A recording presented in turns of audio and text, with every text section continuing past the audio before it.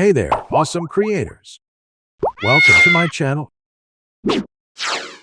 Today, we're diving into a topic that I'm sure many of you can relate to. You know that feeling when you take what you think is the perfect photo, only to have it ruined by unexpected people or objects in the background. It's a total bummer. But fear not, my friends, because I've got a solution for you.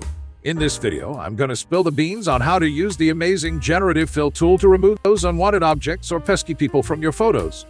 It's like having a magical eraser that can save your precious shots, say goodbye to photo bombs, and hello to picture-perfect memories. Now, there are a couple of ways you can achieve this, and I'm going to walk you through both of them. The first method involves heading over to the Adobe Firefly website and grabbing the Photoshop beta version.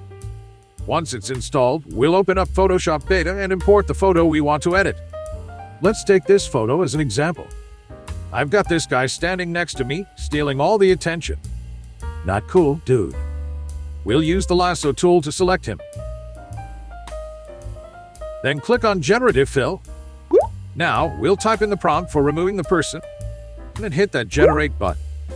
Give it a moment, and voila! The guy is completely gone, and we're left with a flawless photo.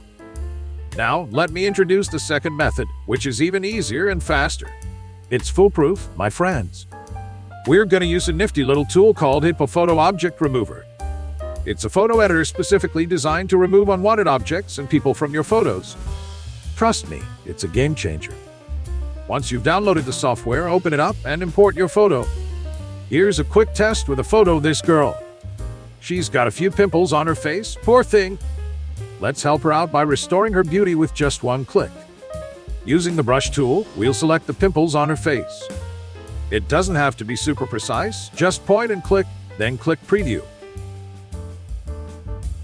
And look at that. The pimples magically vanish. But wait, there's more. Let's try it with this photo. It's a crowded one, but I'd only want to keep myself and my crush in the frame. With the brush tool again, we'll select the unwanted people one by one.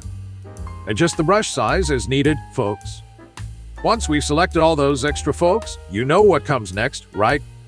Yep, hit that preview button, my clever friends. And just like that, I've got a separate photo with my crush. Mission accomplished. I'm sure you're all smart enough to work your magic with this tool.